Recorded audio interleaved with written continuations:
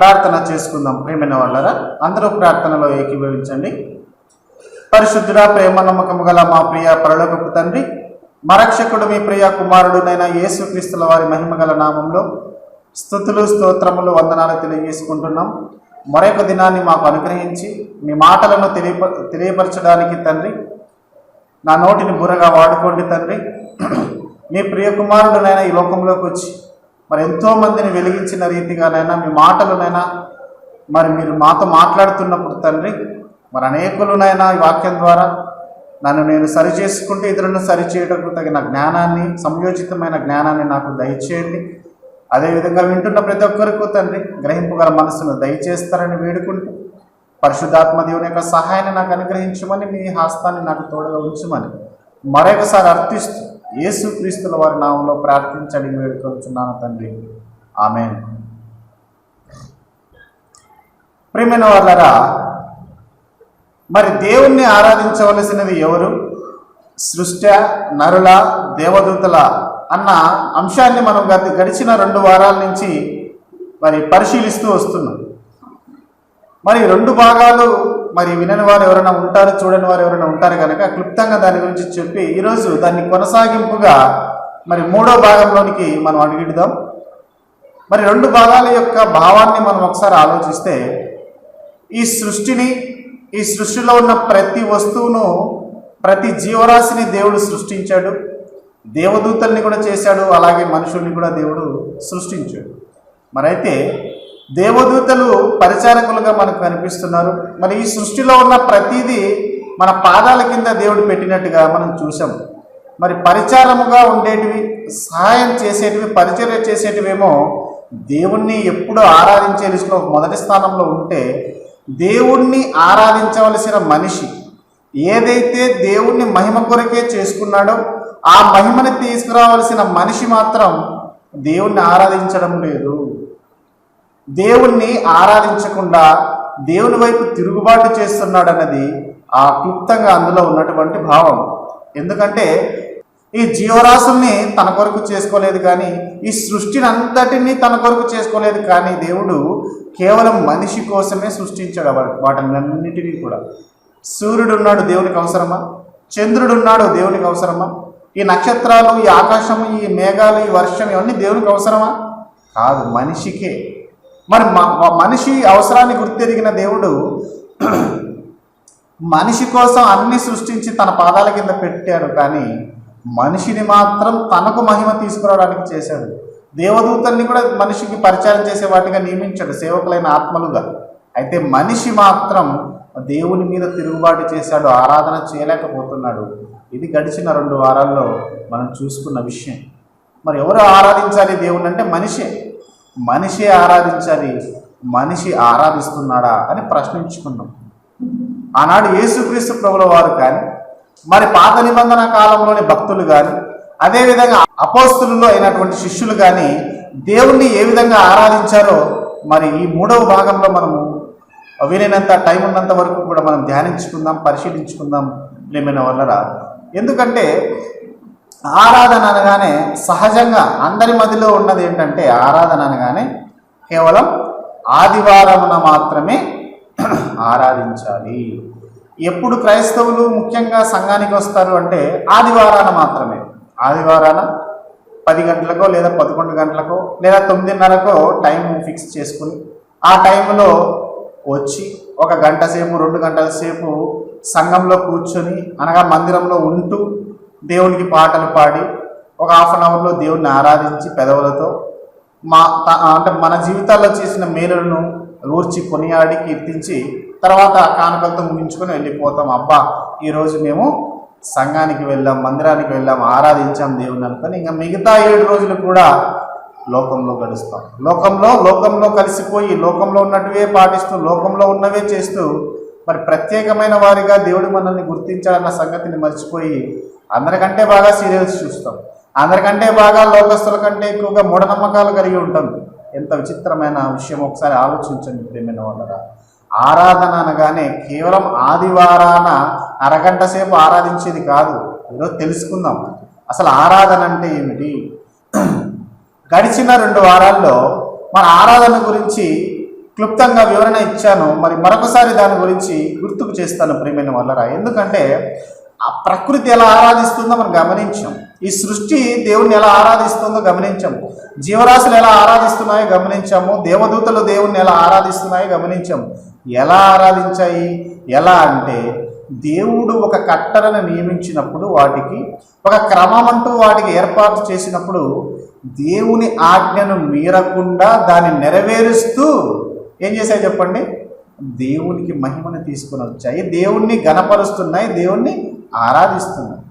దేవదూతలు కూడా దేవుణ్ణి ఎల్లప్పుడూ సైన్యములకు అధిపతి యెహోవా పరిశుద్ధుడు పరిశుద్ధుడు పరిశుద్ధుడు అంటూ గాన ప్రతిగానములు చేస్తూ దేవుణ్ణి ఏం చేస్తున్నాయి చెప్పండి? ఆరాధిస్తున్నాయి. తన చిత్తాన్ని భూమి మీద నెరవేరుస్తున్నాయి, పరలోకంలోనూ నెరవేరుస్తున్నాయి. దేవదూతలు దేవుడు చెప్పిన పని ఎన్నో ఉన్నాయి, ఆ పనులన్నీ నెరవేరుస్తున్నాయి దేవదూతలు. ఆయన సృష్టి, మన కోసం ఇచ్చిన సృష్టిలో ప్రతిదీ ఆయన మాటను మీరకుండా సముద్రము కానీ, సూర్యుడు కానీ, చంద్రుడు కానీ, నక్షత్రాలు కానీ, జీవరాశులు కానీ, ఒక చిన్న పురుగు కానీ ఆయన చెప్పింది చేస్తాయి. కనుక క్రమాన్ని, ఆయన పెట్టిన కట్టడను ఏది జవదాటకుండా మీరకుండా అవి ఏం చేస్తున్నాయి? దేవుణ్ణి ఆరాధిస్తున్నాయి అన్న సంగతిని మనము జ్ఞాపకం చేసుకున్నాం. ఆరాధించవలసింది మనిషి. మళ్ళీ ఎలా ఆరాధించాలి దేవుణ్ణి? ఆదివారం మాత్రమేనా అంటే కాదు. మరి ఎలా ఆరాధించాలో మనం బైబిల్లో కొంతమంది భక్తుల జీవితాలను ఆలోచిస్తే, దేవునికి ఇష్టలుగా బ్రతికిన వారి యొక్క బ్రతుకును మనం పరిశీలిస్తే మనకి ఈరోజు బయటపడుతుంది ప్రియమైన వాళ్ళరా. మనందరికీ తెలిసినటువంటి ఒక సందర్భం ఉంది బైబిల్లో. యోహాను సువార్త 4వ అధ్యాయంలో మరి సమరయ స్త్రీతో యేసుక్రీస్తు ప్రభుల వారు సంభాషిస్తుంటారు. వారిద్దరి మధ్య సంభాషణ జరుగుతున్నప్పుడు ఆరాధన గురించిన సంభాషణ వారిద్దరి మధ్యకి వస్తుంది ప్రియమైన వాళ్ళరా. ఇది అందరికీ సుపరిచితమైనటువంటి వాక్య భాగం. ఇందులో ఆరాధన గురించి డిస్కషన్ జరుగుతున్నప్పుడు ఆసక్తికరమైన సంగతులు, అంటే అప్పటి వరకు మరుగై ఉన్న సంగతులు యేసుక్రీస్తు ప్రభుల వారు బయలుపరుస్తారు. ఆయన బయలుపరిచినప్పుడు అందులో ఈ దేవుని ఎలా ఆరాధించాలి, దేవుణ్ణి ఎలా ఆరాధిస్తే దేవుడు సంతోషిస్తాడో యేసుక్రీస్తు ప్రభుల వారు ఆ రహస్యాన్ని చెబుతున్నాడు ప్రియమైన వాళ్ళరా. అది ఈరోజు తెలుసుకుందాం. అలా తెలుసుకొని మనం కూడా అలాంటి ఆరాధించే వారి లెక్కలో, దేవుడు తనకి ఇష్టమైన ఆరాధన జరిగే వారి లెక్కలో మనం కూడా ఉందాం ప్రియమైన వాళ్ళరా. కనుక ఈరోజు పరిశీలించుకుందాం. అసలు ఆరాధన అంటే దేవుని చిత్తాన్ని నెరవేర్చడము, దేవుని యొక్క ఆజ్ఞల ప్రకారంగా నడుచుకోవడం అని తెలుసుకున్నాం కదా. ఇంకా ఏమి భక్తులు ఏ విధంగా అలాంటి జీవితాన్ని కలిగి దేవుణ్ణి ఎలా మహిమపరిచారో, ఎలా దేవుణ్ణి ఆరాధించారో, ఎలా ఆరాధిస్తే దేవుడు ఇష్టపడుతున్నాడో ఒకసారి చెప్తున్నాడు సాక్షాత్తు యేసుక్రీస్తు ప్రభుల వారు. మనం ఆ సందర్భాన్ని ఇప్పుడు చూసుకుందాం. యోహాను సువార్త 4వ అధ్యాయము 19వ వచనాన్ని మనం ఒకసారి చూసుకుందాం ప్రియమైన వాళ్ళరా. 19వ వచనం నుంచి అలాగే కిందికి చదువుకుంటున్నాం. అప్పుడు ఆ స్త్రీ, అయ్యా, నీవు ప్రవక్తవని గ్రహించుచున్నాను. మా పితరులు ఈ పర్వతమందు ఆరాధించిరి గాని ఆరాధించవలసిన స్థలము యెరూషలేములో ఉన్నదని మీరు చెప్పుదురని ఆయనతో అనగా, యేసు ఆమెతో ఇట్లా నేను. ఇక్కడ ఒక సందర్భాన్ని మనం ఆలోచిస్తే, ఈ సమరయ స్త్రీ ఎవరైతే యేసుక్రీస్తు ప్రభుల వారితో డిస్కషన్ చేస్తోందో, ఆ సుకారాన ఊరిలో ఉన్నటువంటి ఆ సమరయ స్త్రీ యేసుక్రీస్తు ప్రభుల వారిని ఉద్దేశిస్తూ మాట్లాడుతూ, అయ్యా, నువ్వు ప్రవక్త అని నేను గ్రహిస్తున్నాను. ఎందుకంటే నా జీవితంలో జరిగిన సంఘటనలను మీరు చెబుతున్నారు. మీరు ఎవరో నాకు తెలియదు, మిమ్మల్ని ఇప్పుడే ఫస్ట్ టైం చూస్తున్నాను. అయినా కూడా నా యొక్క వ్యక్తిగత జీవితంలో ఉన్న సందర్భాలన్నీ మీరు చెప్పేస్తున్నారు కనుక ఇప్పుడు నాకు ఒకటైతే అర్థమైపోయింది. మీరు ప్రవక్తనని నేను గ్రహిస్తున్నాను, నాకు అదైతే అర్థమైంది. అయితే ఈ పర్వతాల మీద ఏదైతే ఉన్నాయో, అనగా ఉన్నత స్థలముల మీద మేము ఆరాధిస్తాము. మా పితరులందరూ కూడా అక్కడే ఆరాధించేవారు. అయితే మీరు, అనగా వీళ్ళు సమరయులు. ఎవరు? ఈ స్త్రీ సమరయ స్త్రీ కదా, వీళ్ళు సమరయులు. యేసుక్రీస్తు వారి యొక్క జాతి, వారి జనాంగం అంతా కూడా యూదులు అన్నమాట. అంటే వీరిద్దరూ కూడా పితరులు ఒకరే, అనగా ఒకే డిఎన్ఏనే ఉంది వీళ్ళకు. అయితే కాలక్రమేణా చరిత్రలో మనం ఒకసారి చూస్తే ఈ ఇజ్రాయేల్ ప్రజలు రెండు భాగాలుగా డివైడ్ అయిపోతారు, విడిపోతారు.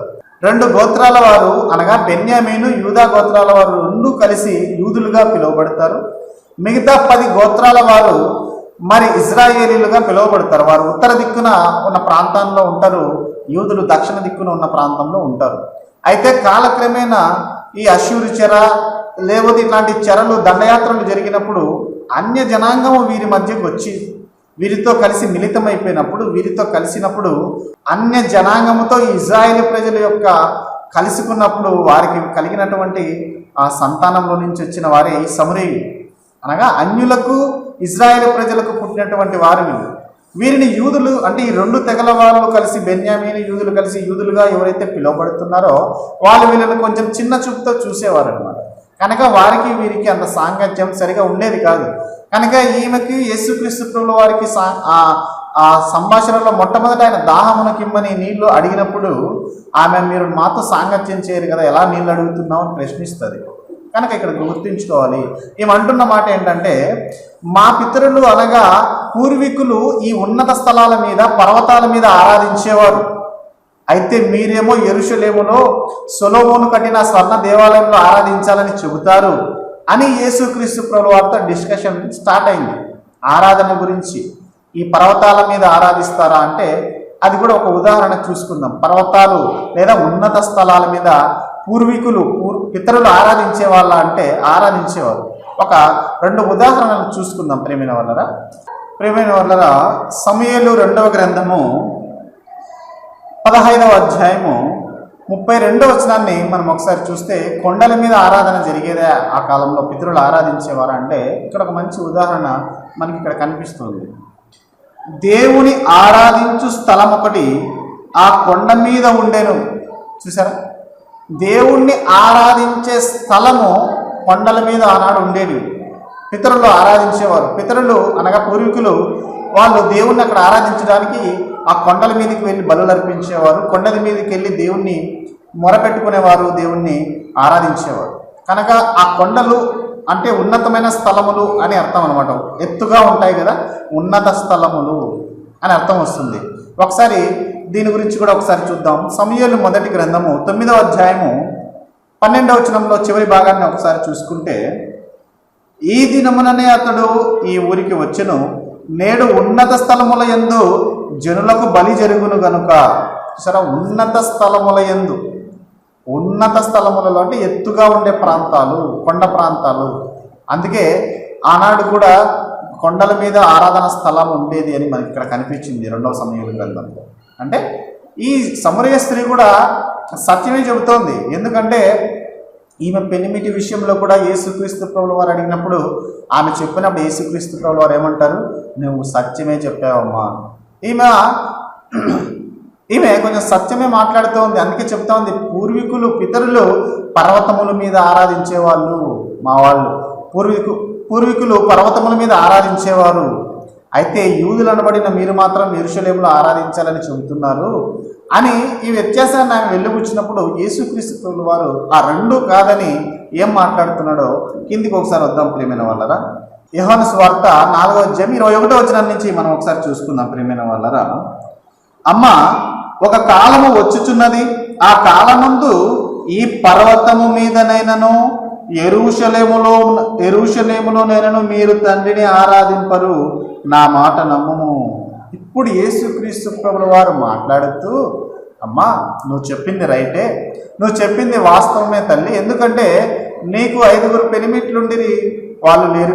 ఇప్పుడున్నవాడు నీ పెనిమిటి కాదు, నువ్వు సత్యమే చెప్పావు. ఇప్పుడు కూడా నువ్వు ఏదైతే ఆరాధన పర్వతాల మీద ఒకనాడు జరిగిందని చెబుతున్నావు అది కరెక్టే, అలాగే యెరూషలేములో దేవాలయంలో ఆరాధించాలని చెబుతున్నావు అది కరెక్టే. అయితే ఇప్పుడు ఆరాధించవలసిన స్థలము పర్వతాలు కాదు, ఇప్పుడు ఆరాధించవలసిన స్థలము యెరూషలేము కాదమ్మా, అది కాదు. ఇప్పుడు ఒక కాలం వస్తోంది, ఆ కాలంలో మీరు యెరూషలేములో ఉన్న మందిరములో కానీ ఇదిగో పర్వతాలు అనబడుతున్న ఉన్నత స్థలాల్లో కానీ మీరు ఆరాధింపరు. ఒక కాలం వస్తుంది, ఒక టైం వస్తుంది, ఆ టైంలో ఎవరు కూడా ఆ పర్వతాల మీద కానీ ఆ ఉన్నత స్థలాల మీద కానీ యెరూషలేములో ఉన్న మందిరంలో కానీ ఆరాధింపరు తండ్రిని అని యేసుక్రీస్తు ప్రభుల వారు మాట్లాడుతున్నారు. ఎందుకు ఆరాధింపరు? ఎందుకు ఆ మందిరంలో ఆరాధన జరగదు? ఎందుకు ఉన్నత స్థలాలలో ఆయనకు బలిలు కానీ ఆయన అనుకున్నట్టుగా ఆరాధన కానీ ఎందుకు జరగదు అని అంటే, ఇప్పుడు యేసుక్రీస్తు ప్రభుల వారు తండ్రి యొక్క మనసును ఎరిగిన వాడు కనుక యేసుక్రీస్తు ప్రభువారు తండ్రి యొక్క చిత్తాన్ని ఎరిగినవాడు గనక ఆయన మనస్సును బయలుపరుస్తున్నాడు.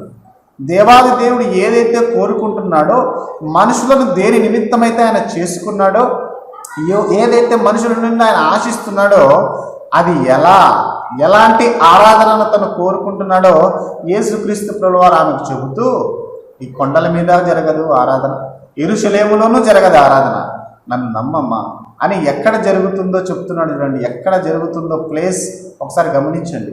22వ వచనం నుంచి చూసుకుందాం. మీరు మీకు తెలియని దానిని ఆరాధించువారు, మేము మాకు తెలిసిన దానిని ఆరాధించువారము, రక్షణ యూదులలో నుండే కలుగుచున్నది. చూసారా, మీరు మీకు తెలియని దానిని ఆరాధిస్తున్నారు, మేము మాకు తెలిసిన దానిని ఆరాధిస్తున్నామని యేసుక్రీస్తు ప్రభువు వారు చెప్తున్నారు. తెలియని ఆరాధన అంటే తెలియకుండానే ఆరాధనలు జరుగుతాయా? తెలియకుండానే ఆరాధన చేస్తున్నామని అనుకుంటారంటే ఖచ్చితంగా జరుగుతుంది. మనకు బెస్ట్ ఉదాహరణ పాత నిబంధన గ్రంథంలో మనం ఒకసారి చూసుకుంటే, ఆ ఇజ్రాయేలు జనాంగాన్ని, ఇజ్రాయేల్ సంతతిని ఐగుప్తు చెరలో నుంచి దేవుడు బయటకు తీసుకొని వచ్చినప్పుడు, వారు ఎర్ర సముద్రాన్ని దేవుడు దాటించి అన్ని అద్భుతాలు చేసి తీసుకొని వెళితే వారు ఏమంటున్నారో తెలుసా? దేవుణ్ణి ఆరాధిస్తున్నామని అనుకుంటున్నారు, దేవునికి మహిమ పరుస్తున్నామని అనుకుంటున్నారు, కానీ చేసింది మాత్రం వేరు, వీళ్ళ మనసులో అనుకుంటున్నది మాత్రం వేరు. మనసులో ఏమో మమ్మల్ని దేవుడు కాపాడాడు, రక్షించాడు, ఆ ఐగుప్తులో నుంచి మమ్మల్ని 10 తెగుళ్ళ నుంచి విడిపించాడు, ఆ ఎర్ర సముద్రం నుంచి పాయలు చేసి మమ్మల్ని బయటికి తీసుకొని వచ్చాడు, ఆ యెహోవా దేవుడు ఎవరో కాదు, ఇదే అని ఒక రూపాన్ని తయారు చేసుకొని దాన్ని యెహోవా దేవుడు అని అనుకుంటున్నారు. అందుకే వాళ్ళు ఏమనుకుంటున్నారో బెస్ట్ ఎగ్జాంపుల్ ఇది ఒకసారి చూసుకుందాం. తెలియని ఆరాధన ఎలా జరుగుతుందో ఒకసారి బెస్ట్ ఎగ్జాంపుల్గా చూసుకుందాం ప్రియమైన వాళ్ళరా. నిర్గమాకాండము 32వ అధ్యాయము 4 నుంచి ఒకసారి చూసుకుందాం. అతడు వారి యొద్ద వాటిని తీసుకుని పోగరుతో రూపమును ఏర్పరిచి దానిని పోత పోసిన దూడగా చేసెను. అప్పుడు వారు, ఓ ఇజ్రాయేలు, ఐగుప్తు దేశములో నుండి నిన్ను రప్పించిన నీ దేవుడు ఇదే అనిరి. చూసారా, ఐగుప్తు దేశములో నుంచి రప్పించిన దేవుడు యెహోవానా, ఆ పోత పోసి రూపాన్ని చేసుకున్న ఆ దూడన? అంటే వీళ్ళ మనసులో ఏముంది? దేవుడైన యెహోవానే మమ్మల్ని రప్పించాడు, అదెవరో కాదు, ఈ దూడే అన్ని దేవుణ్ణే ఆరాధిస్తున్నాం అనుకుంటున్నారు, దేవుణ్ణే మేము స్తుతిస్తున్నాం, పాటలు పాడుతున్నాం అనుకున్నారు. కింద కూడా వాళ్ళు పాటలు పాడి తినుటకు త్రాగుటకు లేచిరని ఉంటుంది. అంటే వాళ్ళ ఉద్దేశం, మనసులో ఉన్న ఉద్దేశం ఏమో, ఆ దేవుడే మమ్మల్ని బయటికి తీసుకొచ్చాడండి, అది రైటే, అది ఎవరో కాదు, ఇదిగో మాకు ఒక రూపాన్ని చేసుకున్నాం కదా, ఆ దూడే అని అనుకుంటున్నారు వీళ్ళు. తెలియక చేస్తున్న ఆరాధన చూడండి దేవునికి వ్యతిరేకమైనది. దేవుడు చాలా కోపగించాడు ఈ సందర్భంలో. అంటే తెలియక జరిగితే ఆరాధన దేవుడు చాలా కోపగిస్తాడన్నమాట. తెలిసి చేస్తే ఏ విధంగా ఉంటుందంటే, తెలిసి చేస్తే దేవుడు చాలా సంతోషిస్తాడు. అందుకనే కీర్తనల గ్రంథంలో గడిచిన వారంలో కూడా చూసుకున్నాం ఒక మాటని, ఈరోజు కూడా ఈ సందర్భంలో చూసుకుందాం ప్రియమైన వాళ్ళరా. కీర్తనల గ్రంథము 14వ అధ్యాయము 2వ వచనాన్ని మనం ఒకసారి చూసుకుందాం. వివేకము కలిగి దేవుని వెతుకువారు కలరేమో అని యెహోవా ఆకాశము నుండి చూచి నరులను పరిశీలించెను. ఎందుకు వివేకము కలిగి నన్ను వెతికేవారు ఉన్నారా లేరా అని దేవుడు ఎందుకు వెతుకుతున్నాడు చెప్పండి? ఎందుకు పరిశీలిస్తున్నాడు చెప్పండి? ఇదిగో ఇలా తెలియక ఆరాధన చేసే వాళ్ళు ఉంటారని, ఇలా తెలియక ఆరాధిస్తూ నాకు కోపాన్ని గురి చేస్తారని దేవుడు ఏం చేస్తున్నాడు తెలుసా? వివేకము కలిగి నన్ను తెలుసుకొని వివేకముతో నన్ను ఎవరైతే ఆరాధిస్తారో అలాంటి వారి మీద నేను ఇష్టపడతాను అంటున్నాడు. అందుకే ఆయన ఆజ్ఞ కూడా ఇచ్చాడు, నీ పూర్ణ హృదయముతో, నీ పూర్ణ ఆత్మతో, పూర్ణ వివేకముతో, పూర్ణ బలముతో నీ దేవుడైన ప్రభువును ప్రేమించాలి, అదే ఆరాధించాలి. అలా ఆరాధించాలని దేవుడు కోరుకుంటున్నాడు. వివేకము కలిగి నన్ను ఆరాధించే వాళ్ళు ఎక్కడ? అందుకే పరిశీలిస్తున్నాడు. ఇలా వ్యర్థంగా తెలియక ఆరాధన చేసి దేవుణ్ణి కోపగిస్తున్నారు వీళ్ళు. ఆనాడు చాలా కోప్పడ్డాడు దేవుడు, వారిని సంహరించాడు కూడా ఆనాడు. కనుక ప్రియమైన వాళ్ళరా, తెలియక జరిగే ఆరాధనలు ఎంత పొరపాటు ఉంటుందో చూడండి. దేవునికే ఆరాధన ఏమో చేస్తున్నామని అనుకుంటాం, ఆ దేవుణ్ణే నేను స్తుతిస్తున్నానని అనుకుంటాం, కానీ వాస్తవానికి జరిగేది మాత్రం ఆ దేవునికి వ్యతిరేకమైనదన్న సంగతి మనం గుర్తించలేదు. ఎందుకంటే మన మనోనేత్రాలకు గుడ్డితనం ఉంటే ఈ విధంగానే ఉంటుంది. కనుక ఈరోజు తెలుసుకుందాం ప్రియమైన వాళ్ళ సాధ్యమైనంత వరకు. కనుక తెలియక చేసే ఆరాధనను మీరు చేస్తున్నారమ్మా. అయితే మేము తెలిసి ఆరాధిస్తున్నాము అంటున్నాడు యేసుక్రీస్తుల వారు.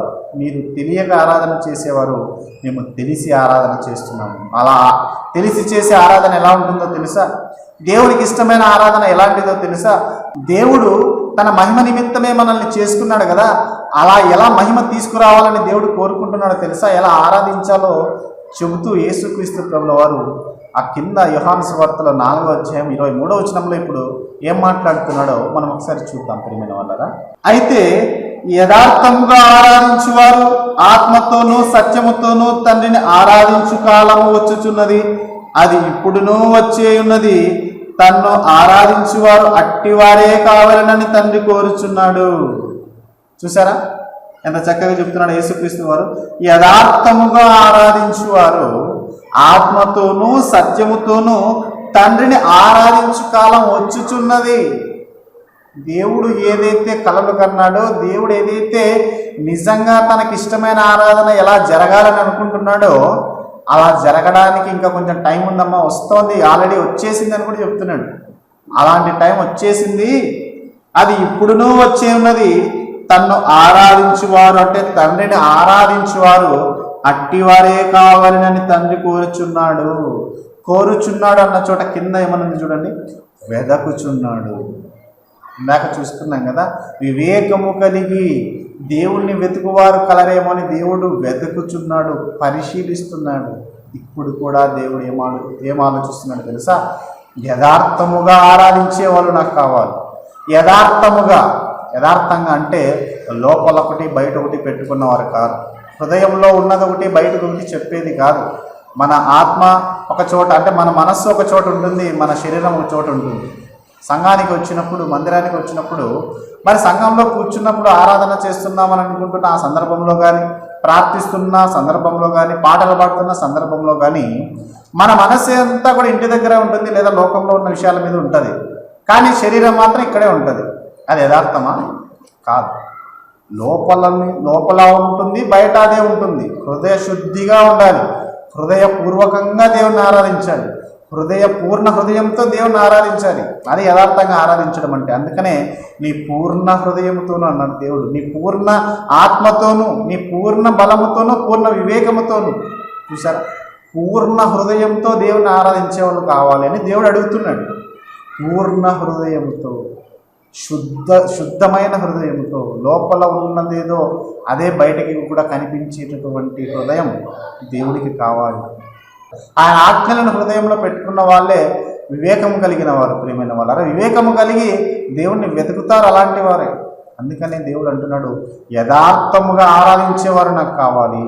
అలా యథార్థముగా ఆరాధించే వాళ్ళు కొండల మీద ఆరాధించకూడదు. ఇక అలా యథార్థముగా ఆరాధించేవారు ఉన్నత స్థలాల మీద ఆరాధించడానికి వీల్లేదు. ఇక అలా యథార్థంగా ఆరాధించే వాళ్ళు ఆ యెరూషలేములో ఉన్న మందిరంలో ఆరాధించడానికి వీల్లేదు. ఇక మరి ఎక్కడ ఆరాధించాలని దేవుడు చెప్తున్నాడు తెలుసా? ఎక్కడ ఆరాధించాలో ప్లేస్ ఎక్కడ కూడా చెప్పలేదు. ఏం చెప్తున్నాడు దేవుడు? యథార్థముగా ఆరాధించే వాళ్ళు ఆత్మతోనూ సత్యముతోనూ ఆయనను ఆరాధించాలి. అలాంటి వారే దేవుడు కోరుకుంటున్నాడు. అట్టి వారిని పరిశీలిస్తున్నాడు, వెదకుచున్నాడు. అది దేవుడు కోరుకుంటున్నాడు ఈరోజు. అలాంటి వారు నాకు కావాలని కోరుకుంటున్నాడు. ప్రియమైన వాళ్ళరా, యథార్థముగా అంటే పూర్ణ హృదయముతో, శుద్ధ హృదయముతో దేవుణ్ణి ఆత్మతోనూ సత్యముతోనూ ఆరాధించాలని 24వ వచనంలో కూడా చూసుకుందాం ఏం చెప్తున్నాడు యేసుక్రీస్తు ప్రభువు వారు.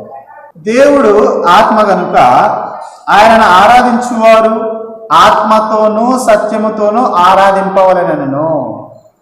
చూసారా, దేవుడు ఆత్మ గనుక ఇప్పుడు ఆయనను ఆరాధించేవారు, ఆయనను స్తుతించాలనుకున్నవారు, ఆయనను మహిమపరచాలనుకున్న వారు కూడా ఆత్మతోనూ సత్యముతోనూ ఆరాధించాలి అన్నాడు.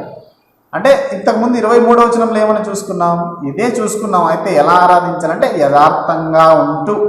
యథార్థంగా ఉంటూ ఆత్మతోనూ సత్యముతోనూ ఆరాధించాలి. ఆత్మతోనూ అంటే పరిశుద్ధాత్మ దేవుని యొక్క సహాయముతో, ఆయన నడిపింపుతో మన వ్యక్తిగత జీవితంలో సత్యముతో ఆరాధించాలి. సత్యం అనగా వాక్యము. నీ వాక్యమే సత్యమని యోహాను సువార్త 17వ అధ్యాయం 17వ వచనంలో మనకు కనిపిస్తుంది స్పష్టంగా.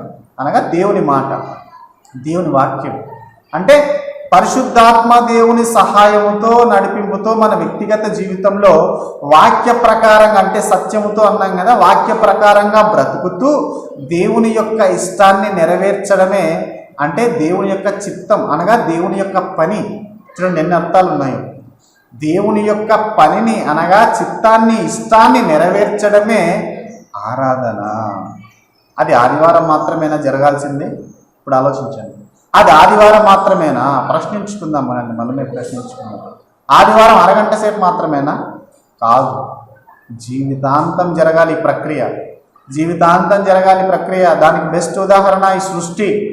అవి రెస్ట్ తీసుకుంటున్నాయా మనలాగా? ఆదివారం మాత్రమే అవి ఆరాధిస్తున్నాయా?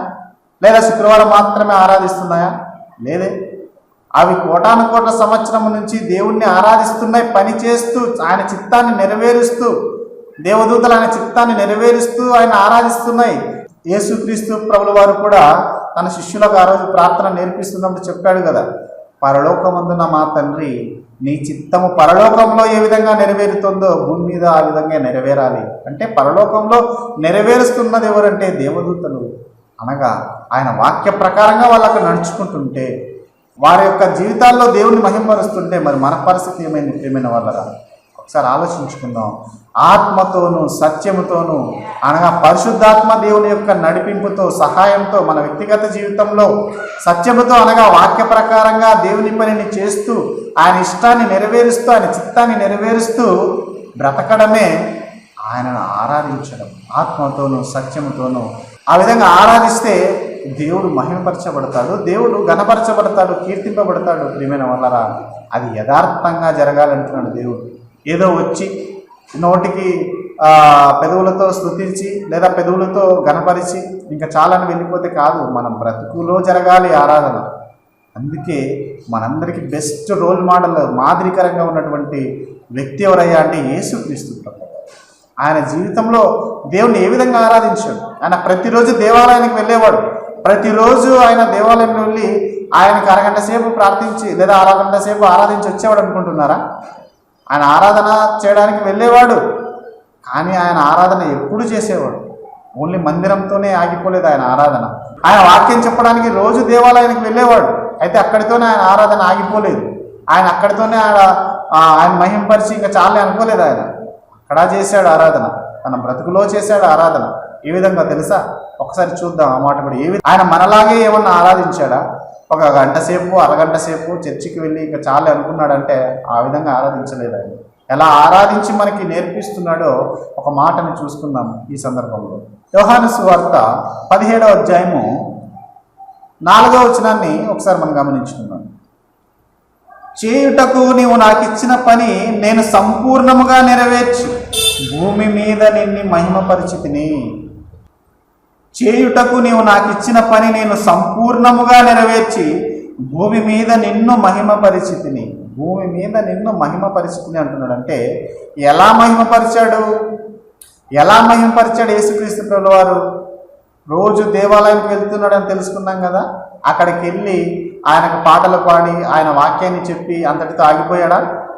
చేయుటకు నీవు నాకు ఇచ్చిన పని సంపూర్ణంగా నెరవేర్చాడు. పని అనగా ఆయన ఇష్టం, ఆయన ఇష్టం అనగా ఆయన చిత్తం. ఆయన చిత్తాన్ని సంపూర్ణంగా నెరవేరుస్తూ ఏం చేస్తున్నాడు? ఆయన మహిమపరుస్తున్నాడు. ఆయన మహిమ నిమిత్తమే కదా మనల్ని చేసుకునింది. మొదటి భాగం నుంచి చూసుకుంటూ వస్తున్నాం. దేవుణ్ణి మహింపరచాలనే మనల్ని చేసుకున్నాడు. యెషయా గ్రంథము 43వ అధ్యాయము 7వ వచనంలో కానీ 21వ వచనంలో కానీ మనం 2-3 సార్లు చూసుకున్నాం కూడా. తనకు మహిమ తీసుకురావాలనే మనల్ని చేసుకున్నాడు. ఆయనకు ఆయన స్తుతించాలనే, ఆయనకు స్తోత్రాలు మనం చెల్లించాలనే మనల్ని సృష్టించుకున్నట్టుగా మనం వాక్య భాగాన్ని పరిశీలించుకున్నాం. ప్రియమైన వాళ్ళరా, యేసుక్రీస్తు ప్రభువు వారు చూడండి ఏ విధంగా ఆయన ఆరాధిస్తున్నాడు. ఏ విధంగా ఆరాధించాలో చెప్పిన యేసుక్రీస్తుల వారు, ఆత్మతోనూ సత్యముతోనూ ఆరాధించాలి అని చెప్పిన యేసుక్రీస్తు ప్రభువు వారు, ఆయన కూడా ఆత్మ సహాయంతో నడుచుకున్నవాడే, అనగా పరిశుద్ధాత్మ నడిపింపుతో నడుచుకున్నవాడే యేసుక్రీస్తుల వారు కూడా. అలా వ్యక్తిగత జీవితంలో ఆయన నడుచుకుంటూ ఆయన వ్యక్తిగత జీవితంలో దేవుని వాక్య ప్రకారంగా బ్రతుకుతూ ఆయన పనిని చేస్తూ ఆ పనిని నెరవేర్చి సంపూర్ణంగా ఏం చేస్తున్నాడు? ఆరాధిస్తున్నాడు. అంటే ప్రియమైన వాళ్ళరా గమనించండి, యేసుక్రీస్తుల వారు మనందరికీ మాదిరికరంగా ఉన్నవాడు. ఆయన ఏ విధంగా ఆరాధించాలో చెప్పినవాడు, ఏ విధంగా ఆరాధించి చేసి చూపిస్తున్నాడో చూడండి. ఆత్మ నడిపింపుతో ఈయన ఎప్పుడు ఆత్మ సహాయంతో ఎప్పుడు కూడా ఈయన పనులు చేసేవాడు. ఆత్మ సహాయం లేకుండా ఈయన ఏది చేసేవాడు కాదు. అలా ఉంటూ అలా చేస్తూ ఆయన యొక్క సత్యము తనగా వాక్య ప్రకారంగా యేసుక్రీస్తు వారికి ఏదైతే దేవుడు సూచించాడో, ఏదైతే వాక్యాన్ని ఇచ్చి ఈ విధంగా ఉండాలని ఆజ్ఞలు ఇచ్చాడో ఆ విధంగా ఉంటూ తన బ్రతుకులో దేవుని ఇష్టాన్ని, దేవుని పనిని నెరవేరుస్తూ దేవుణ్ణి మహింపరుస్తున్నాడు. ఇప్పుడు ఈ ప్రశ్నను మనం వేసుకుంటే మన నుంచి కూడా ఏ విధంగా ఆరాధన రావాలని దేవుడు కోరుకుంటున్నాడంటే, యథార్థంగా జరగాలి ఆరాధన, యథార్థంగా ఉండాలి ఆరాధన. ఏదో అందరూ చూస్తున్నారు కదా అని ఆరాధించడం కాదు, ఏదో అందరికీ కనపడాలని చేయడం కాదు, అందరి దృష్టిలో పడాలని ఆరాధించడం కాదంట. యథార్థంగా అంటే దేవునికి మనకి మధ్య యోగ్యత కలిగిన వారిగా ఉండాలి.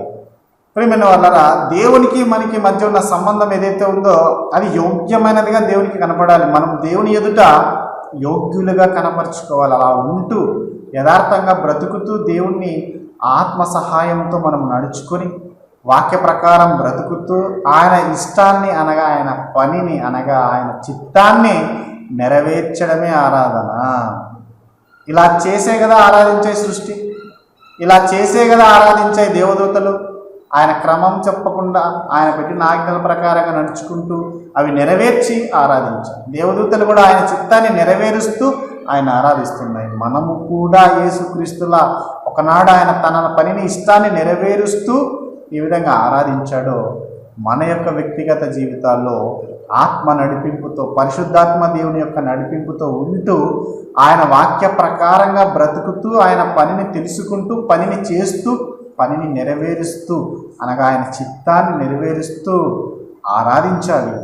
మనం కూడా అరగంట సేపు ఆరాధన కాదది, అందులో ఒక భాగంగా మనం చేస్తున్నాం అంతే. పాటలు పాడడం మంచిది, ఆయన యొక్క మేలుల గురించి మనం ఆయనకు జ్ఞాపకంగా ఆయనను స్తుతిస్తున్నాం, అది మంచిదే. అయితే మన బ్రతుకులో వాక్య ప్రకారంగా ఆయన చిత్తాన్ని నెరవేరుస్తున్నామా ఆలోచించుకుందాం. అలా చేసి దేవుని ఆరాధించాలి. నిజంగా యేసుక్రీస్తు ప్రభుల వారు ఆనాడు ఎంత తపన పడిపోయేవాడంటే ఆయన్ని ఆరాధించాలని, ఎటువంటి పట్టుదల కలిగి ఉండేవాడంటే ఒక ఉదాహరణని మనం చూసుకుందాం. ఈరోజు యోహాను సువార్త 4వ అధ్యాయము 34వ వచనాన్ని మనం ఒకసారి చూసుకుందాం. యేసు వారిని చూచి, నన్ను పంపిన వారి చిత్తము నెరవేర్చుటయు ఆయన పని తుదముట్టించుటయు నాకు ఆహారమై ఉన్నది. చూసారా, దేవుడు తనకి ఇచ్చిన పనిని ఏ విధంగా సంపూర్ణంగా నేను నెరవేర్చానని, అక్కడ ఏ విధంగా దేవుని మహింపరచానని అక్కడ చెబుతున్నాడో 17వ అధ్యాయం 4వ వచనంలో. దానికి ముందు యేసుక్రీస్తు ప్రభువు వారు ఎలాంటి మైండ్ సెట్ కలిగి ఉన్నాడో ఒకసారి ఆలోచించండి. యేసు వారిని చూచి, నన్ను పంపిన వాని చిత్తము నెరవేర్చుటయు ఆయన పని అంటున్నాడు ఇక్కడ. ఆయన పని అంటే ఆయన ఇష్టము, ఆయన చిత్తము, ఆయన పని, ఆయన చిత్తము, ఆయన ఇష్టము నెరవేర్చుటయు తుదముట్టించుటయు నాకు ఆహారమై ఉన్నది. అంటే ఆయనకు తిండి తిప్పలు ఏంటి అంటే దేవుడు ఇచ్చిన పని చేయడమే. అది చేస్తే నా కడుపు నిండిపోయింది, అది చేస్తే నా కడుపు నిండినట్టే అన్న భావనతో ఆ రోజు బ్రతికాడు యేసుక్రీస్తు ప్రభువు వారు. అందుకే ఈయన నాకు ఇష్టమైన ప్రియ కుమారుడు, ఈయన యందు నేను ఆనందించుచున్నానని గర్వంగా చెప్పుకున్నాడు అన్నాడు తండ్రైన దేవుడు. అందరి ముందు సాక్షిగా ఆకాశము తెరవబడి స్వరం వచ్చింది ఆ రోజు. ప్రియమైన వాళ్ళగా పబ్లిక్గా అందరి ముందు దేవుడు ఆయన ఘనపరిచాడు ఆ రోజు. ఆయన ఇష్టాన్ని నెరవేర్చేవాడని ఎంత గొప్పగా చెప్పుకున్నాడో ఆ కుమారుని గురించి, యేసుక్రీస్తు ప్రభుల వారిని గురించి. మరి మన గురించి ఆయన చెప్పుకోవాలంటే మనం ఏం చేయాలి? మనం యేసుక్రీస్తు ప్రభుల వారిలా నడుచుకోవాలా? అవునండి, ఆయన చూపిన మార్గంలో మనం నడుచుకోక తప్పదు. అలా చేసి ఆరాధించాలి, యథార్థముగా ఆరాధించాలి యేసుక్రీస్తు ప్రభుల వారిలా. మరి యేసుక్రీస్తు ప్రభుల వారిలా మనం నడుచుకోవాలా అంటే ఖచ్చితంగా నడుచుకోవాలి. ఎందుకంటే ఆయన యొక్క అడుగు జాడలలో మనల్ని నడవమన్నాడు కనుక మనము కూడా ఆయనలా నడుచుకొని ఆయనలా చిత్తాన్ని నెరవేర్చి ఆయనలా పనిని సంపూర్తి చేసి దేవుణ్ణి మహిమపరచాలి. ప్రియమైన వాళ్ళగా అందుకోసమే కదా మనల్ని సృష్టించుకున్నది, తన మహిమ కోసమే కదా మనల్ని చేసుకున్నది. కనుక ఆయన ప్రకృతి నుంచి ఏం ఆశ లేదు తండ్రైన దేవుడు. ఈ సృష్టిలో ఉన్న జీవరాశి నుంచి ఆశించడం లేదు, కేవలం మన నుంచే ఆశిస్తున్నాడు, మన నుంచే ఆయన మహిమపరచబడాలనుకుంటున్నాడు కనుక యేసుక్రీస్తు ప్రభువారు దాన్ని నెరవేర్చి, ఆయన చిత్తాన్ని గ్రహించి, తన పనిని నెరవేర్చి, తిండి తిప్పలు లేకుండా ఆ పనిని చేస్తూ అదే నాకు ఆహారం అనుకుని బ్రతికి ఆయన పనిని సంపూర్ణంగా నెరవేర్చి ఇలాంటి మాదిరికరమైన జీవితాన్ని కలిగి దేవుణ్ణి ఘనపరిచి ఆరాధించాడు. ఒకసారి గమనించుకుంది. ఒకసారి మరి పాత నిబంధన కాలంలో కొంతమంది భక్తులు కూడా మరి తండ్రిని దేవుని మనసెరిగి అలా యథార్థంగా నడుచుకొని తమ జీవితాల ద్వారా దేవుని ఎలా ఆరాధించారో ఒకసారి చూసుకుందాం ప్రియమైన వాళ్ళ. ఎందుకంటే ఇవన్నీ తెలుసుకోవాలి, ఎలా ఆరాధించాలో మనం తెలుసుకోవాలి. ఆరాధన అంటే ఏంటో మనం తెలుసుకోవాలి. తెలియకుండా ఆరాధన చేస్తే, ఒకనాడు ఇజ్రాయేల్ ప్రజలు ఏ విధంగా దూడలు చేసుకొని మేము దేవుణ్ణి ఆరాధిస్తున్నామనే భ్రమలో బ్రతికారో, ఎట్టి భ్రమలో ఉంటూ దేవుణ్ణి ఆరాధిస్తున్నామని అనుకుని దేవుని ఉగ్రతకు పాత్రులు అయ్యారో అలాంటి పరిస్థితులకు మనం కూడా వెళ్ళిపోతాం. కనుక ప్రియమైన వాళ్ళరా, వివేకము కలిగి ఆరాధించాలి. అందుకే పూర్ణ హృదయముతో, పూర్ణ వివేకముతో అన్నాడు దేవుడు. పూర్ణ బలముతోనూ పూర్ణ వివేకముతో. వివేకం లేకపోతే ఏది పడితే అది దేవుడు అనుకొని ఆరాధించడం లేదా? ఈరోజు తాము చేతులతో చేసుకున్న వాటిని ఆరాధించడం లేదా? దేవుడు అనుకొని ఆరాధిస్తున్నారు. అయితే వారు తెలియక ఆరాధించే పరిస్థితుల్లో వాళ్ళు ఉన్నారు. మరి ఎవరు వారికి తెలుపుతారు, ఎవరు వారికి చెబుతారంటే సత్యాన్ని తెలుసుకున్న మనమే చెప్పాలి, ప్రకటించాలి. మరి ఇట్టి పరిస్థితుల్లో చుట్టూ కరోనా వ్యాప్తి చెందుతున్నా కూడా మరి సంఘం చుట్టూ కూడా రెడ్ జోన్ ఉంటుంది, చుట్టూ కూడా పాజిటివ్ కేసులు ఉన్నాయి. అయినా కూడా ఇక్కడ వాక్యం చెప్పడాన్ని ఆపడం లేదు. ఎందుకో తెలుసా? దేవుని వాక్యం సత్యాన్ని ఇంకా ముందుకు తీసుకెళ్ళాలి, ఎట్టి పరిస్థితుల్లోనూ కూడా ఆపకూడదు అని చెప్పి మరి యూట్యూబ్ ఛానల్ ద్వారా సాధ్యమైనంత మట్టుకు దేవుడిచ్చిన కృపను బట్టి మీకు వాక్యాన్ని ఇంకా అందిస్తున్నాం. ప్రియమైన వాళ్ళరా గమనించుకుందాం. దేవుడు చెప్పిన మాటను నిర్లక్ష్యం చేయకుండా ఉందాం. ఎందుకంటే ఇది మాకు తెలుసులే, ఆ వాక్యం భాగం ఎప్పుడు వినిండేదే కదా, ఇంకేముంటుందిలే అని అనుకోకండి. ఎప్పుడు కూడా దేవుడు నిర్లక్ష్య పెట్టడాన్ని ఇష్టపడడు. ప్రియమైన వాళ్ళరా, ఒకనాటి భక్తులు కూడా ఏ విధంగా తమ జీవితాల్లో దేవుని ఆరాధించారో ఒకసారి చూసుకుందాం. ఆదికాండము 18వ అధ్యాయము 19వ వచనాన్ని మనం ఒకసారి చూసుకుందాం. ప్రియమైన వాళ్ళరా, ఎట్లనగా యెహోవా అబ్రహామును గూర్చి చెప్పినది అతనికి కలుగు చేయనట్లు తన తర్వాత తన పిల్లలను తన ఇంటి వారును నీతి న్యాయములు జరిగించుచు యెహోవా మార్గమును గైకొనుటకు అతడు వారికి ఆజ్ఞాపించినట్లు నేనతని ఎరిగి ఉన్నానెను. తండ్రి అయిన దేవుడు అనగా యెహోవా దేవుడు అబ్రహాముని గురించి సాక్ష్యం ఇస్తూ ఏం మాట్లాడుతున్నాడు చూడండి. అబ్రహాము గారంట తాను నీతిగా నడుచుకోవడమే కాకుండా తన సంతానానికి, తన ఇంటి వారికి, తన పని వారికి, మొత్తం ఎవరైతే ఉన్నారో వారందరికీ కూడా నీతి న్యాయములు జరిగించేటట్టు తన మాటలను వారికి నేర్పిస్తాడు. తన బ్రతుకులో దేవుని చిత్తాన్ని నెరవేరుస్తాడంట. ఇది దేవుని చిత్తమే. అందుకే దేవుడు తన మనసులో ఉన్న మాటను మరొక చోట రాయిస్తూ ఏమని రాయిస్తున్నాడో తెలుసా? ద్వితీయోపదేశ కాండము 4వ అధ్యాయము 9వ వచనంలో ఏం మాట ఉంటుందో మనం ఒకసారి చూసుకుందాం.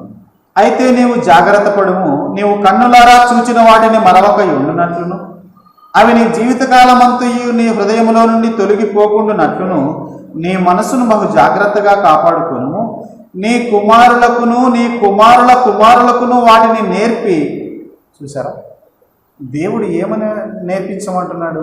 ఆయన మాటలు, ఆయన యొక్క పరాక్రమము, ఆయన యొక్క బాహుబలము, ఆయన ఎలా ఇజ్రాయేల్ ప్రజల్ని ఆనాడు విడిపించి తీసుకొని వచ్చాడో వాటన్నిటిని గురించి నీ పిల్లలకు నేర్పించు అంటున్నాడు.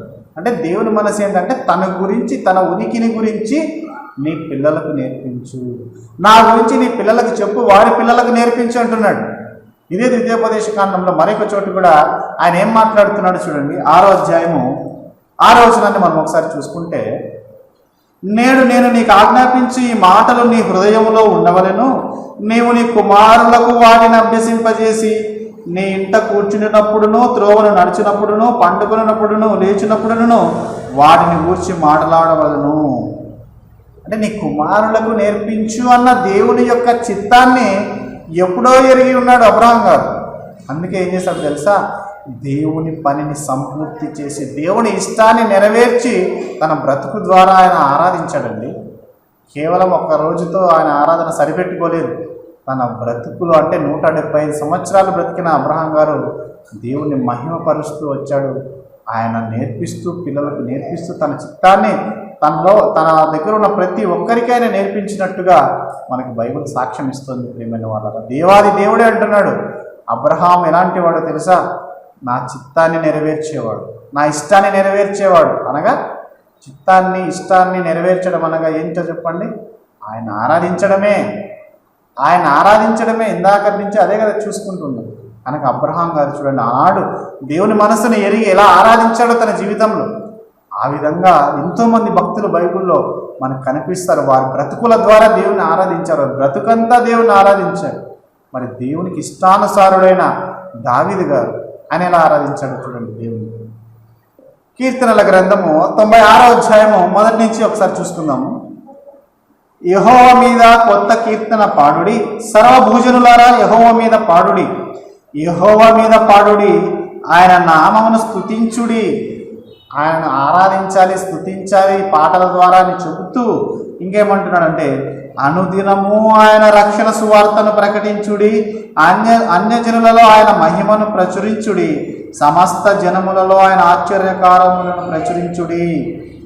ఆరాధన దేవుని పనిని చేయడం, దేవుడి చిత్తాన్ని నెరవేర్చడం, దేవుని ఇష్టం ప్రకారంగా బ్రతకడం.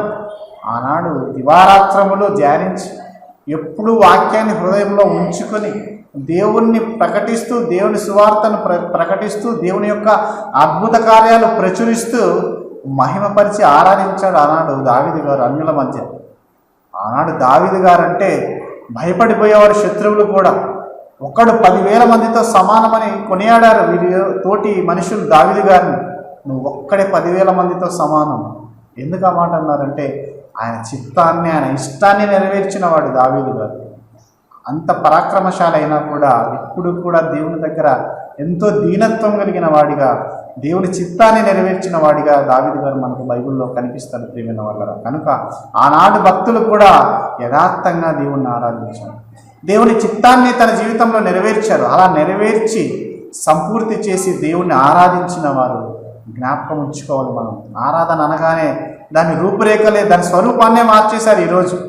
ఆరాధన అనగానే ఒక గంట సేపు, ఆరాధన అనగానే ఒక అరగంట సేపు కార్యక్రమాలు కుదించి టైం పెట్టేసి ఇదే ఆరాధన సమయం అంటూ భ్రమలో బ్రతుకుతున్నాం ప్రియమైన వాళ్ళరా. ఒకసారి ఆలోచించుకుందాం. మన జీవితాంతం జరగాలి ఆరాధన. ఒక యేసుక్రీస్తు ప్రభుల వారిలా, ఒక అబ్రహాము గారిలా, ఒక దావీదు గారిలా మన జీవితాల్లో దేవుని ఇష్ట ప్రకారంగా నడుచుకుంటూ ఆత్మ నడిపింపుతో ఆయన వాక్య ప్రకారం అనగా ఆయన మాటల ప్రకారంగా బ్రతికి ఆయన చిత్తాన్ని, ఆయన మాటను, ఆయన పనిని నెరవేర్చడమే ఆరాధన అన్న సంగతి మనందరం గుర్తుంచుకోవాలి. ఆయన చిత్తం ఏంటి? ఆయన చిత్తం ఏంటంటే ఇదిగో బైబిల్లో అంతా ఉంది ఆయన చిత్తం. ఆయన ఆజ్ఞల ప్రకారంగా నడుచుకోవడమే, ఆయన ఆజ్ఞల ప్రకారంగా నడుచుకోవడమే ఆయన చిత్తం. ఏముంటుంది చెప్పండి? ఇంకా ఇది చెయ్యొద్దు అన్నాడు, అది ఆజ్ఞ కాదా? అన్నాడు ఆదాముకి, ఈ పండు తినొద్దు అన్నాడు, ఏంటది? దేవుని మాట. దేవుని మాట ఆజ్ఞగా మారింది. ఆజ్ఞను అతిక్రమమే పాపమని దేవుడు సెలవిచ్చాడు. కనుక ఆజ్ఞల ప్రకారంగా బ్రతికితే ఆయన చిత్తాన్ని నెరవేర్చడమే ఆజ్ఞల ప్రకారంగా బ్రతకడం. కనుక బైబిల్లో భక్తులందరూ కూడా ఆయన చిత్తాన్ని ఎలా నెరవేర్చారనుకుంటున్నారు? ఆయన ఆజ్ఞలు తెలుసుకున్నారు గనక, వివేకము కలిగి ఆయన వెతికారు గనక, పూర్ణ హృదయముతో, పూర్ణ ఆత్మతోనూ, పూర్ణ వివేకముతోనూ, పూర్ణ బలముతోనూ ఆరాధించారు, చిత్తాన్ని నెరవేర్చారు, పనిని సంపూర్తి చేశారు. ఒక యేసుక్రీస్తు ప్రభుల వారేంటి, శిష్యులేంటి, ఎన్నో రకాలుగా దేవుణ్ణి మహిమపరిచిన వారండి వీళ్ళంతా కూడా. కనుక ఆలోచించుకున్నాం ప్రియమైన వాళ్ళరా, దేవుణ్ణి ఎలా ఆరాధించాలని దేవుడు కోరుకుంటున్నాడో, ఆ ఆరాధనను భక్తులు ఎలా జరిగించారో, ఆ ఆరాధనకు దేవుడు ఏ విధంగా సాక్ష్యం ఇస్తున్నాడో చూడండి. యథార్థముగా ఆరాధించేవారు ఆత్మతోనూ సత్యముతోనూ ఆరాధించాలి. అలా ఆరాధించే వారి కోసం దేవుడు వెతుకుచున్నాడంట. ఎందుకు అలా ఆరాధించే వాళ్ళు లేరని. ఉంటే ఎందుకు వెతుకుతాడు చెప్పండి? లేకపోతేనే కదా ఆయన వెతుకుతున్నాడు. అంటే ఆయనకు యథార్థంగా ఆత్మతోనూ సత్యముతోనూ ఆరాధించే వాళ్ళు కనబడడం లేదా అంటే కనబడడం లేదు. కనబడడం లేదు కనుకనే ఆయన వెతుకుతున్నాడు, పరిశీలిస్తున్నాడు. మరి ఆ వెతికే వారిలో మనం ఉన్నామా? దేవుణ్ణి ఆరాధించే వారిలో మనం ఉన్నామా? లేదా ఆదివారం మాత్రమే ఆరాధించాలని మైండ్లో ఫిక్స్ అయిపోయామా? ఒకసారి ఆలోచించుకుందాం. ఈరోజు ఆరాధన అంటే మరొకసారి దాని అర్థాన్ని మీకు జ్ఞాపకం చేస్తాను ప్రియమైన వాళ్ళరా. ఒక సృష్టి ఎలా ఆరాధించాలో ఎప్పుడు జ్ఞాపకం ఉంచుకోవాలి మనసులో. జంతు జీవరాశులన్నీ కూడా ఏ విధంగా దేవుని ఆరాధిస్తున్నాయో మనసులో ఎప్పుడు కూడా జ్ఞాపకం ఉంచుకోవాలి.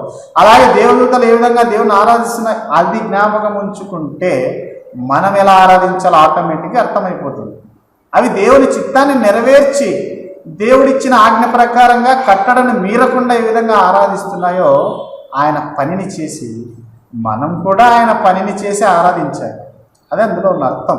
అందుకే యథార్థంగా అది కూడా ఎలా చేయాలన్నాడంటే దేవుడు యథార్థంగా హృదయపూర్వకంగా శుద్ధ హృదయంతో ఆయన్ని ఆరాధించాలి. లోపల ఒకటి బయట ఒకటి పెట్టుకొని మనసులో లోకాన్ని పెట్టుకొని పెదవులతో దేవుణ్ణి స్తుతిస్తే మాత్రం అది ఆరాధన కాదు.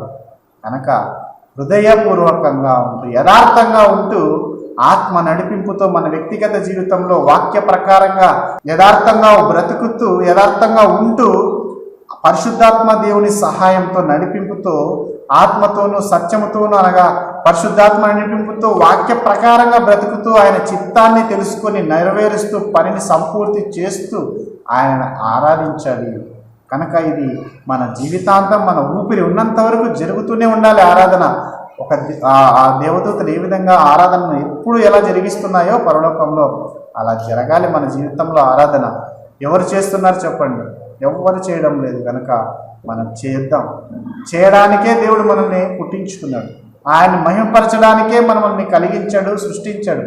ఈ సంగతిని మర్చిపోయి తెలియని ఆరాధనను చేస్తూ బ్రతుకుతున్నాం మనం. అదే తెలియని ఆరాధన అంటే ఒకనాడు ఇజ్రాయేల్ ప్రజలు ఏ విధంగా చేశారో మనం కూడా అట్లాంటి ఆరాధనే దాదాపుగా ఈ కాలానికి. ఎందుకంటే ఆదివారం పోతున్నాం కదా ఇంక ఇదే ఆరాధన అనుకుంటాం, శుక్రవారం పోయేస్తున్నాం కదా ఇంక చాలు ఇదే విజ్ఞాపన ప్రార్థన అనుకుంటున్నాం. కానీ దేవుడు తన చిత్త ప్రకారంగా నడుచుకొని నెరవేర్చి దాని ప్రకారంగా బ్రతకాలని ఆశిస్తున్నాడు. యథార్థంగా ఉంటూ జరిగించాలని కోరుకుంటున్నాడు. కనుక ఆలోచిద్దాం ప్రియమైన వాళ్ళరా. దేవుణ్ణి ఆరాధించాల్సిన మనిషి, దేవుణ్ణి మహిమపరచాల్సిన నరుడు ఏ విధంగా మారిపోయాడంటే తెలియక చేసే ఆరాధన కిందికి వెళ్ళిపోతున్నాడు. ఈ రోజుల్లో తెలియక అజ్ఞానంగా మరి దేవుణ్ణి ఆరాధిస్తున్నాను అనుకుంటూ దేవుని ఉగ్రత పాత్రలు అవుతున్నారు. కనుక సత్యం కలిగి వివేకముతో దేవుణ్ణి ఆరాధించేవారిగా వెతికేవారిగా ఉంటూ ఆయనను ఎప్పుడు కూడా యథార్థ హృదయముతో ఆత్మతోనూ సత్యముతోనూ ఆరాధించే బ్రతుకును మనకి ఇవ్వాలని ఈరోజు దేవుడిని అందరం కూడా అడుగుదాం, ఆశిద్దాం. అట్టి వారినే దేవుడు గుర్తిస్తాడు. సాక్ష్యం పలికాడు బైబిల్లో. భక్తులను గురించి ఆయన గొప్పగా చెప్పుకున్నాడు. ఒక యోబు గారిని గురించి గొప్పగా చెప్పుకున్నాడు, మోషే గారిని గురించి గొప్పగా చెప్పుకున్నాడు, అబ్రహాం గారి గురించి నేను అబ్రహాము ఇస్సాకు యాకోబుల దేవుడినని చెప్పుకున్నటకు నేను సిగ్గుపడను అంటున్నాడు దేవుడు. ఎందుకంటే వాళ్ళ బ్రతుకులో ప్రతి క్షణం దేవుణ్ణి మహిమపరిచినవారు, ఘనపరిచినవారు, ఆయన మనసును ఎరిగినవారు వాళ్ళు, ఆయన అనుకున్నట్టుగా ఆయన ఆరాధించిన వారు వాళ్ళు. కనుక అట్టి ఆరాధనని ఆయన కోరుకుంటున్నాడని తెలుసుకున్న మనం వేరే ఆరాధన వైపు మొగ్గు చూపితే ఆయన ఏమాత్రం మనల్ని క్షమిస్తాడో చెప్పండి? ఇంతగా దేవుడు కోరుకుంటున్నాడని తెలుసుకున్న మనం ఇంకా తెలియక చేసే ఆరాధన వైపు ఇంకా ఏమన్నా భ్రమలో బ్రతికితే ఏమన్నా యోగ్యమైన రీతిలో ఉంటుందా దేవుని ఎదుట? ఒకసారి ఆలోచించుకుంటూ యోగ్యమైన వారిగా దేవుని ఎదుట బ్రతకాలంటే శుద్ధ హృదయంతో యథార్థమైన మనసుతో మనము ఆత్మ నడిపింపుతో వాక్య ప్రకారంగా ఆయన చిత్తాన్ని నెరవేర్చి ఆయన మహిమపరుద్దాం, ఘనపరుద్దాం, ఆయన ఆరాధిద్దాం ప్రియమైన వాళ్ళ. ఇట్టి సంగతులు ఇంకా రాబోయే కాలంలో మరిన్ని మరి సంఘం ద్వారా దేవుడు మాట్లాడాలని ఆశిస్తూ ఈ యొక్క మాటలను ముగిస్తున్నాను. ప్రార్థన చేసుకుందాం. పరిశుద్ధుడా, ప్రేమ నమ్మకం గల మా ప్రియ పరలోకపు తండ్రి, మా ప్రభువును మీ ప్రియ రక్షకుడైన యేసుక్రీస్తు ప్రభుల వారి నామంలో వందనాలయ్యా. అవును తండ్రి, యథార్థమైన మనసుతో మరి ఆత్మ నడిపింపుతో వాక్య ప్రకారంగా బ్రతికి మీ చిత్తాన్ని నెరవేర్చడమే ఆరాధనని సెలవిచ్చిన దాన్ని బట్టి మీకు వందనాలయ్యా. ఆనాడు యేసుక్రీస్తు ప్రభుల వారు ఏ విధంగా మీ ఇష్టాన్ని నెరవేర్చినైనా నిన్ను ఆరాధించి మహింపరిచారో భక్తులు కూడా తమ జీవితంలోనైనా నీ ఇష్ట ప్రకారంగా నీ మనసులో ఉన్న చిత్తం ప్రకారంగా ముందే ఎరిగి వారు నడుచుకున్నారో అట్టి ధన్యతను మాకు కూడా ఇవ్వండి తండ్రి. మా బ్రతుకులో, మా యొక్క నడవడిలో, మా చూపులో, మా ప్రవర్తనలో అన్ని విషయంలోనైనా మీకు మహిమను తీసుకుని వచ్చే విధంగా ఉన్నట్లు సహాయం చేయండి నాయన. ఎందుకంటే అట్టి వారినే మీరు పరిశీలిస్తున్నారు, అట్టి వారినే మీరు దృష్టిస్తున్నారు, అట్టి వారిని గురించి గొప్పగానైనా బైబిల్లో మీరు మాట్లాడారు, సాక్ష్యం ఇచ్చారు తండ్రి. అట్టి ధన్యత ఇప్పుడున్న ఈ తరంలో బ్రతుకుతున్న మాకు కూడా దయచేయండి నాయన.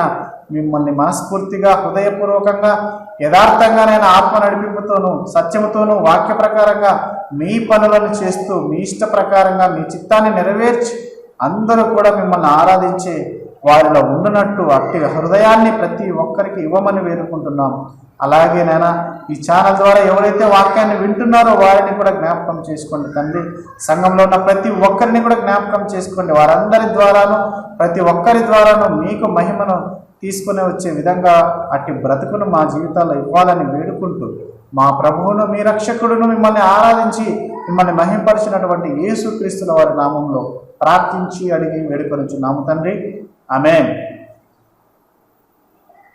ప్రియమైన వారులారా, మరి ఇంతవరకు మీరు వాక్యం విన్న దాన్ని బట్టి మీకు వందనాలండి. కాబట్టి వాక్య ప్రకారంగా మనం ఉంటూ మరి ముందుకు పోవాలని ఆశిస్తూ మరి నా మాటలు ముగిస్తున్నాను. మరి ప్రభు కృపను బట్టి మరి వచ్చే వారం మరిన్ని సంగతులతో కలుసుకుందాం. అందరికీ కూడా వందనాలండి. సెలవు.